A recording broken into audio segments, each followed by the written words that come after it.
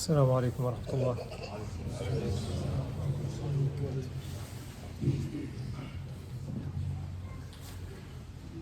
الله أكبر الله أكبر الله أكبر الله أكبر أشهد أن لا إله إلا الله أشهد أن لا إله إلا الله أشهد أن محمدًا رسول الله أشهد أن محمدًا رسول الله حي على الصلاة حي على الصلاة حي على الفلاح حي على الفلاح الله أكبر الله أكبر لا إله إلا الله والصلاة القائمة على محمد رسول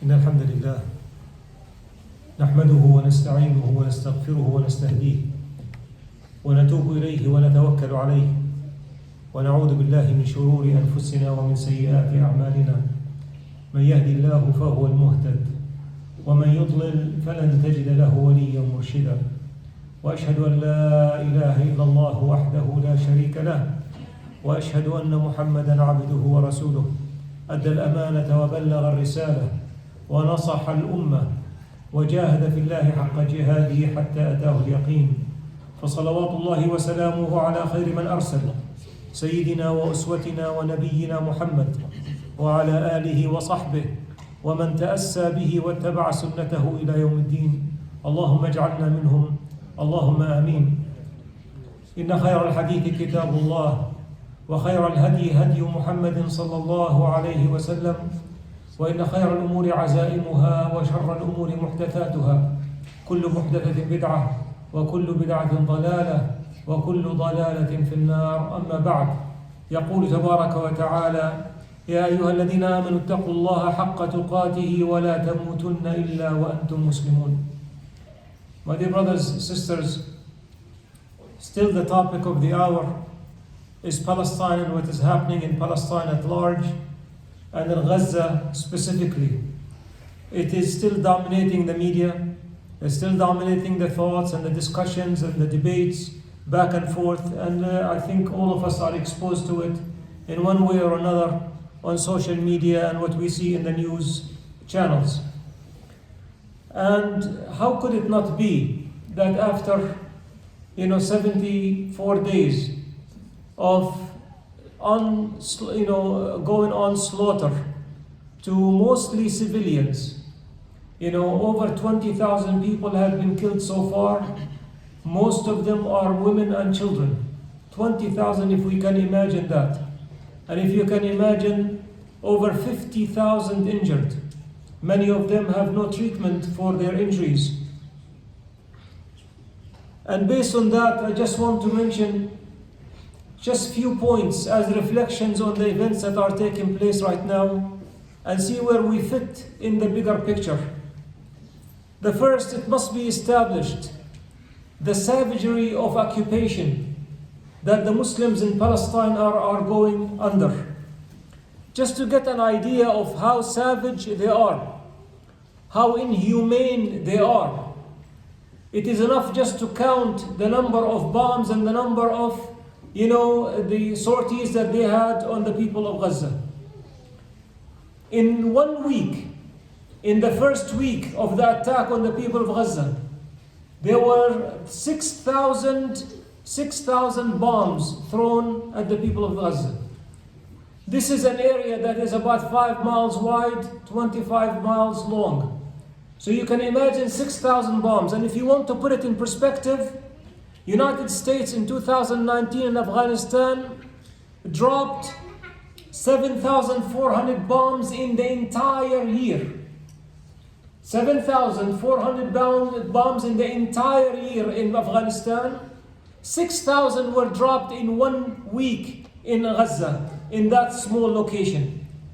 When you do simple math, you come out to more than more than one bomb per every 2 seconds. Every 2 seconds they receive a bomb. Not only any bomb. According to CNN, their findings, almost 50% of the bombs that were thrown at the people or dropped at the people of Gaza were what they called, dumb bombs. Meaning they're not guided by any intelligence. They drop them, and the goal of dumb bombs is to inflict as much damage as possible. It's not after a certain person or group or a building no, it is designed, by design. It is designed to cause the maximum damage it can cause. According to the New York Times, at least 200 bombs were thrown, and this is today's report if anybody wants to look at the New York Times front page actually. 208 bombs at bare minimum. This is their own calculations and their own analysis. Not any bombs, but 2,000-pound bombs. And they are, and I'm quoting them, they said amongst the most destructive in Western military. The most destructive in Western military was thrown, at least they determined 208 bombs were thrown, or were dropped at the people of Gaza, causing the most damage as well. And when they discuss the qualities or what kind of damage these bombs, they tell you they are designed. They're not designed for close compounded areas, very much inhabited. You need something this is for something that is standing alone, let's say in the middle of nowhere. But it's not something in a place like Gaza. Again, to emphasize the savagery of the enemies of Muslims and how they are treating the civilians in Gaza. These attacks were not only, of course, not only 208 and 20,000, but also they were done in areas where Israel, the occupying Zionists, told the people in Gaza to be safe. Go from this area to that area. Go from the north to the south. And sure enough, once they get to the south, they bomb the south with these bombs. And when you go later on, no longer the south, because we're going after Hamas, the terrorist organization. So now we want you to go to the center of the place in Gaza City. And once they go there, they attack them as well with such bombs. And it cannot be interpreted. It cannot be viewed in any way, but they are actually targeting civilians. And this practice is not something, by the way, that's new or unique. They had a term. They used to call it thinning the grass or mowing the grass. This is the practice that they were doing with the people of Gaza, that every year, every couple of years, every so often, just kill as many as you can. And that's why you see the various wars, the various attacks against the people of Gaza. The New York Times, on another article of today's edition, it said that the so-called Israel ordered Gaza civilians to go, and evidence showed that they actually were attacking the places that they told them to go. So far, we have such big damage. Even the hospitals were not saved. Hospitals, medical staff, they have been arresting people. They have been attacking, medical staff, people who are volunteers, etc. There is no discrimination when it comes to that. And the hospitals, they said that they were used as command and control areas for the civilian or for the resistance movements. Actually, the Washington Post, out of all the newspapers, the Washington Post, which is very close to the Zionists and very close to these people, They said that actually so far Israel has provided absolutely no evidence that they were used for command and control. So in reality, it's just destroying the infrastructure, destroying the city in such a way to make it inhabitable, that nobody can live in it, because that is part of the great Israel that they want to establish. And today is Gaza, tomorrow it's going to be somewhere else. It is just a block or a step on the way. Another point is the unfunny joke, really the sad joke of what is called international order, international law. You know, under international law, Saddam Hussein, for those who are old enough to know, you know, when he went into Kuwait, under international law, all countries sided together and invaded Iraq because we need to protect the international law. Since 1948, actually, the Zionist state has been breaking the international law on continuous basis, and the international law ceases to do anything about it. And even the latest, just to cease fire because of humanitarian reasons. The United States, the only country in the world, in addition to Israel, of course Israel is not part of the permanent 5 members, but the United States was the only one to object even a cease of fire in Gaza. And of course, when one country decides, when this country decides, the whole world who can vote on something else, for something else, it stands meaningless. So the question becomes, what international law they are talking about? You know, when the Zionist state was building its settlements day in and day out, settlers kicking people, Muslims, out of their houses in Palestine, day in and day out, where was the international law? How many reports in the Human Rights Watch, in Amnesty International, in other UN organizations, how many reports were filed to show that international law is being violated? What is the UN going to do about it? And absolutely nothing. They did nothing.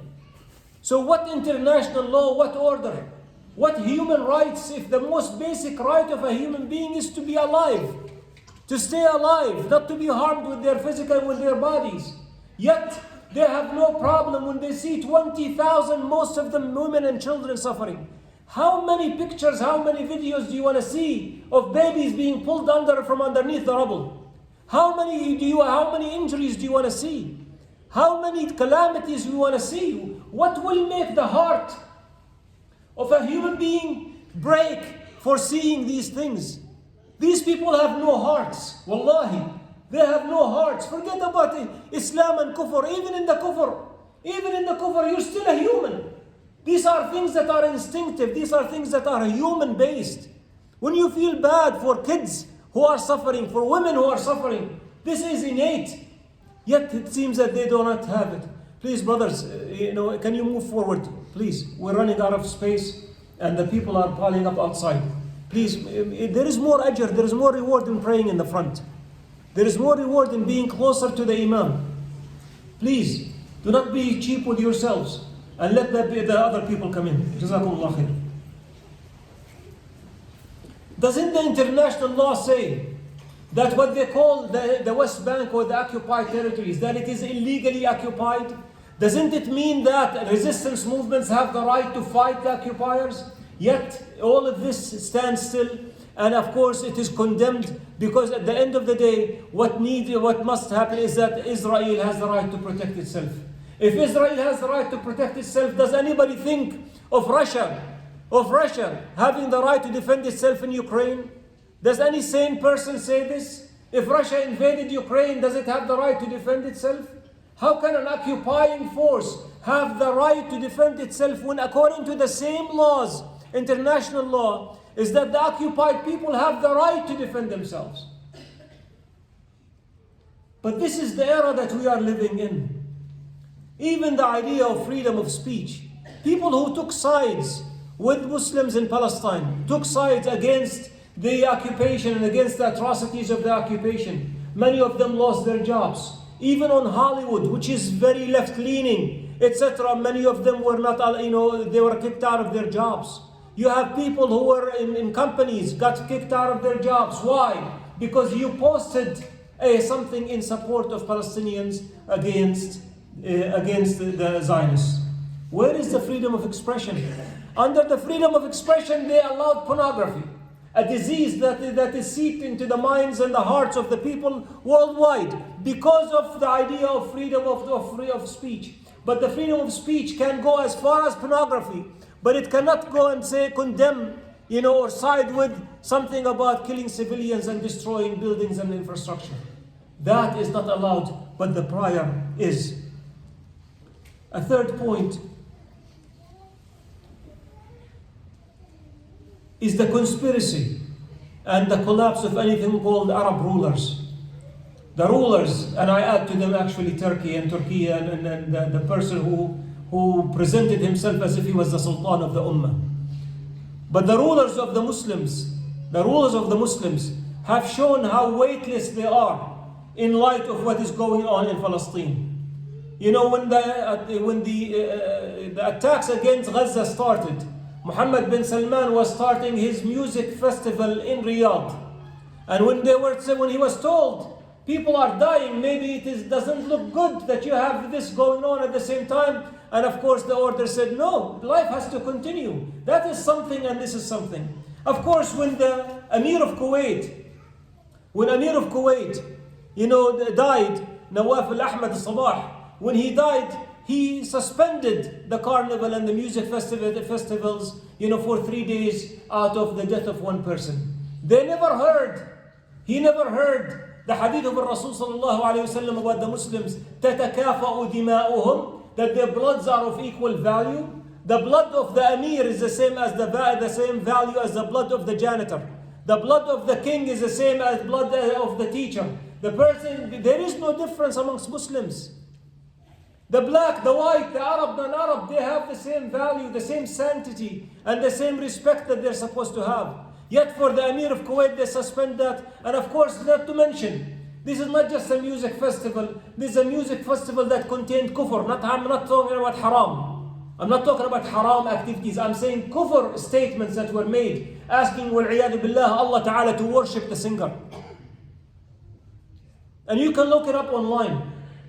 But this is where we are with the Arab regimes and the Arab rulers. We are talking about after weeks of attacks, one of them comes out and says, oh, Israel is committing war crimes. Sabah al-khair. Really rise and shine. What are we talking about? Now you wake up to say this? Or the Palestinian Authority who says, once Israel is done with their jobs, meaning killing the Muslims, killing the resistance fighters in Gaza, we are willing to run Gaza. Allahu Akbar. Allahu Akbar. There is no shame. صدق رسول الله صلى الله عليه وسلم. وإذا إن لم تستحي فاصنع ما شئت. If you have no shame, go ahead and do whatever you want. They're shameless. They are shameless. While the people are being slaughtered, you're talking about once you're done with the job, we're willing to pick up and become your servants cleaning up the area. And now their job in the West Bank is to make sure that Muslims do not rise in the West Bank. It is not that the Zionists are functioning alone in the West Bank and killing, it is with the help of the Palestinian Authority as well. May Allah subhanahu wa ta'ala change things in the best way. أقول قولي هذا وأستغفر الله لي ولكم فاستغفروه يا فوز المستغفرين. أستغفر الله العظيم. الحمد لله رب العالمين والعاقبة للمتقين ولا عدوان إلا على الظالمين ونشهد أن لا إله إلا الله وحده لا شريك له ونشهد أن محمدا عبده ورسوله يا أيها الذين آمنوا اتقوا الله حق تقاته ولا تموتن إلا وأنتم مسلمون.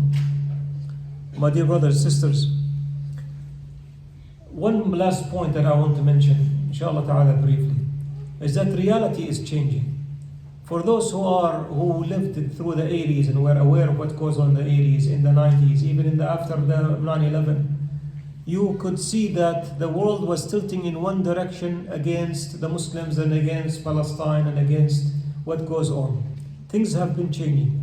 And the last poll amongst the Generation Z, these are the people who are born after the 2000, I believe. And their ages range between 18 and 24. They are 60% of them, they see that Hamas is not a terrorist organization. 60%. 51% they see that Israel must be removed from existence and Palestine has to go back to the Palestinians and Hamas specifically. 50% they see that what happened, the attack on the 7th of October, came as a reaction, as a consequence of occupation. It was not an act of aggression. 60% they see that what the Zionists are doing in Palestine, in Gaza, is actually a genocide. These things, for people who have a little bit of background history, they would think that this is inconceivable to hear. This is not something that you can hear, that you heard at all. And now you see the narrative changing and shifting in favor of the Muslims and in favor of Palestine. As a matter of fact, even lawyers and lawsuits against the Zionist entity. You have 300 lawyers have gathered under the leadership of a French, very well-known French lawyer, who was well-known to be active in the international courts. His name is Gilles Differs.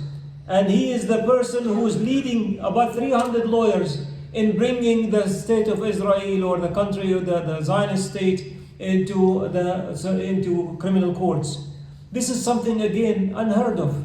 You find even non-Muslims siding now with Muslims and acting, alongside with Muslims. You see this on social media, Quran being bought. And what motivated the people to read Quran and Quran reading clubs? You see it on YouTube, Quran reading clubs. Why? It is because of the patience that the people of Gaza shown. They're saying, these people, and you hear it over and over, when something happens to us, the first thing that we go against is God, is Allah. Yet these people, when they lose their families, and they're saying Alhamdulillah. They're saying Alhamdulillah. And this is the will of Allah. This is what Allah Ta'ala will do. How come that these people run towards Allah when we are running away from Him? And you find people became Muslims, and people are, and I don't want to mean it as if they're flocking in, right and left, but definitely they are in the tens, at least, that I have seen on social media as well. You have Jewish and Israeli academics like Avi Shalim, like Ibn Pepi, like Melo Pilad. These people are academians, and they are actually, some, like at least Pilad is talking about removing the state of Israel, dismantling it altogether. There should be one state, and the Jews may live there if they wish, just like anybody else. But who rules? It is, according to him, it's the Palestinians who should be ruling. This is something that you do not hear from before. This is something that is new.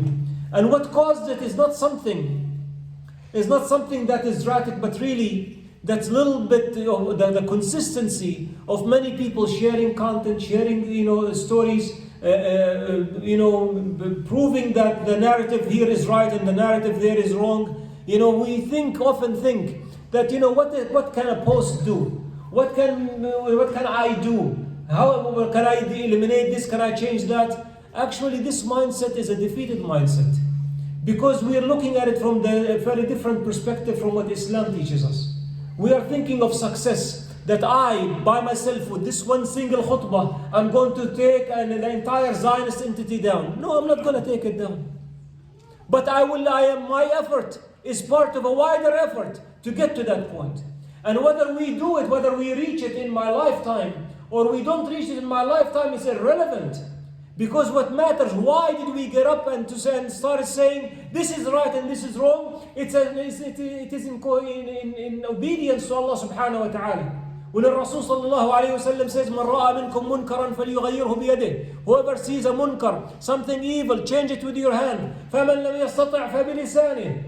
Whoever cannot, then do it verbally. فَإِنْ لَمْ يَسْتَطِعْ فَبِقَلْبِهِ وَذَلِكَ أَضْعَفُ الْإِيمَانِ. Then that if you cannot, at least with your heart, and that's the least of way of faith. So it is a matter of being compliant with the Sharia. Remember, when the Rasul, to be successful is not necessarily for you to see the result in front of you that you achieved it. To be successful is one, to have the sincere niyyah, the sincerity when you do the action, that it is to please Allah subhanahu wa ta'ala. Two, that you do it based on the commands of Allah Ta'ala. You do not go decide what is right, what is wrong, but do it according to Sharia and what Islam tells you to do. then you talk about success. Was Muhammad sallallahu alayhi wasallam successful in Mecca when he did not establish, before he established the state in Medina? Of course he was. Because he was working, he was tireless working with the cleanest intention and obeying Allah subhanahu wa ta'ala. Was he victorious alayhi salatu wasalam before the battle of Al-Ahzab, when people are collapsing on the Muslims and coming to attack the Muslims, and people started counting that this is the end for Muslims, because all of the Arab tribes and the Jewish tribes, everybody gathered against the Muslims. And was Muhammad sallallahu alayhi wasallam successful? Absolutely. Absolutely. And you can only see it in the future. My brothers, my sisters, we need to always think in those terms. Maybe a drop of water cannot break a rock, but the drop that keeps coming down on the rock eventually is going to split it. Eventually it will split it. And inshallah ta'ala, things, as I said, are changing. So we should never despair, and we should never think that what we do, what we say does not count. Not at all. This is something that we are, unfortunately, at least Muslims from the Middle East and Muslims from those countries, we are taught that you don't count too much. What you do doesn't count much. That's why you just, as they say, put your head amongst the heads and wait for the person to cut your head. Meaning, you don't do anything. You're just one of so many. As if we cannot do that. And this is not an Islamic concept at all. Just remember to do things for the pleasure of Allah subhanahu wa ta'ala. And remember the saying of Allah subhanahu wa ta'ala, وَلَا تَهِنُوا وَلَا تَحْزَنُوا وَأَنْتُمُ الْأَعْلَوْنَ إِن كُنْتُم مُؤْمِنِينَ. And do not be weakened and do not feel sad, because you have the upper hands if you are believers. إِن يَمْسَسْكُمْ قَرْحٌ فَقَدْ مَسَّ الْقَوْمَ قَرْحٌ مِثْلُهُ. If a calamity befalls you, then it has happened to the other people as well. وَتِلْكَ الْأَيَّامُ نُدَاوِلُهَا بَيْنَ النَّاسِ. And these days we rotate them amongst the people, meaning one day for you, one day against you. وَلِيَعْلَمَ اللَّهُ الَّذِينَ آمَنُوا. And so that Allah Ta'ala will know the believers. وَيُتَّخِذَ مِنْكُمْ شُهَدَاءَ. And Allah Ta'ala takes martyrs from amongst you. وَاللَّهُ لَا يُحِبُّ الظَّالِمِينَ. And Allah Ta'ala does not like the people who are unjust. May Allah subhanahu wa ta'ala grant the Muslim Ummah victory. May Allah subhanahu wa ta'ala unify our ranks, and make our ranks unified under the raya, under the flag of Tawheed. And may Allah subhanahu wa ta'ala make us from the followers of Muhammad sallallahu alayhi wa sallam, and make the Muslim Ummah at large the follower of Muhammad sallallahu alayhi wa sallam. Allahumma wahid jam'ana. Allahumma wahid jam'ana. Allahumma ya arhamar rahim yarhamna. Allahumma arham ahla Gaza. Allahumma arham ahla Gaza. Wa kun lahum awnan wa nasira. اللهم صبرهم على مصابهم. اللهم صبرهم على مصابهم واتخذ منهم شهداءهم واجعلهم يا أرحم الراحمين في عليين. اللهم صل وسلم وبارك على محمد وعلى آله وصحبه أجمعين.